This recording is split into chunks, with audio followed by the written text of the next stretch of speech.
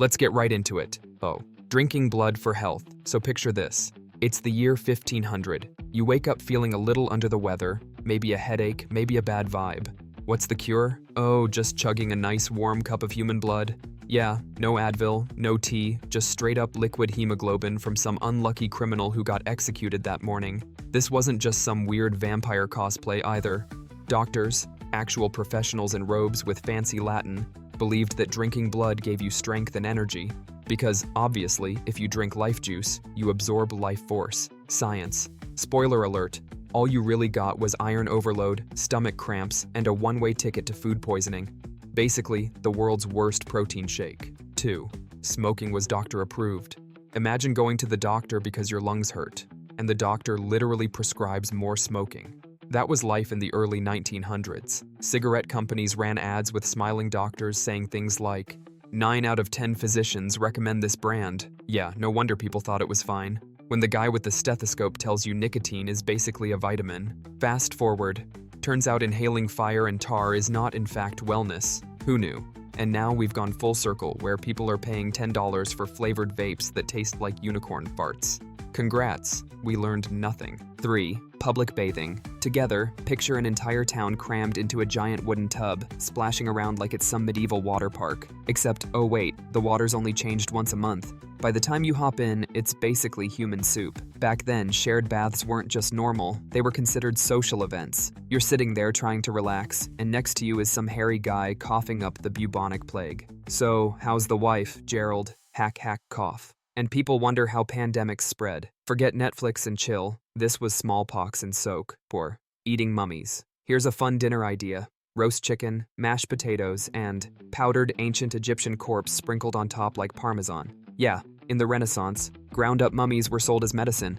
People genuinely believed eating dead pharaohs would cure headaches, epilepsy, basically anything.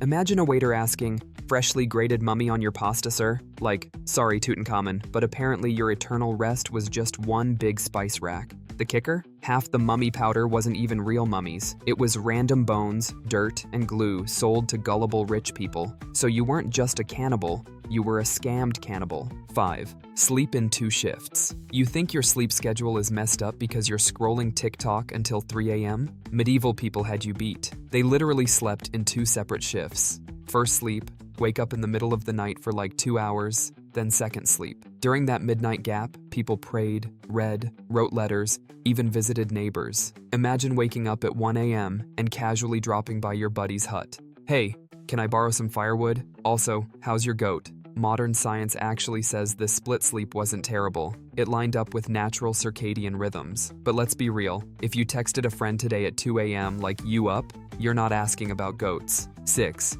Bathing was basically a sin. At some point, Europe decided that touching water was basically immoral. In the Middle Ages, people thought bathing made you vulnerable to illness, or, even worse, to sinful thoughts. So instead of showering, folks just layered perfumes, powders, and fancy clothes on top of months-old grime. Royalty wasn't exempt either. Queen Elizabeth I allegedly bragged that she bathed once a month whether she needed it or not. Spoiler, she needed it. Basically, medieval Europe smelled like an armpit wrapped in incense. If you time traveled there, you'd be begging for deodorant like it was oxygen. 7. Teeth. Whitening with urine. Yes, you heard that right. Ancient Romans believed rinsing their mouths with urine made their teeth whiter, and not just any urine. Portuguese urine was considered the premium brand, like imported pee for that Hollywood smile. Urine does contain ammonia, which can whiten things, but at what cost? Your breath probably smelled like a public restroom. Imagine trying to flirt after that. "Hey baby, come smell my Colgate. It's fresh from Lisbon."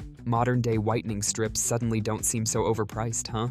Animal trials in court. Back in medieval Europe, animals could be put on trial. Like, literally dragged into a courtroom, given a lawyer, and judged by a jury. Pigs were the most common criminals because, apparently, pigs kept eating unattended babies. Picture a serious judge slamming his gavel. Order in the court. The defendant, Mr. Oink Oink, is accused of manslaughter, and then some poor lawyer is like, "Your Honor, my client was simply following his pig instincts." The pig almost always got executed. Justice served, I guess. 9. Bed. Sharing with strangers. Hotels weren't really a thing yet, so when you traveled, you shared beds with whoever was around. Imagine walking into an inn after a long day, and the innkeeper's like, "Room 2?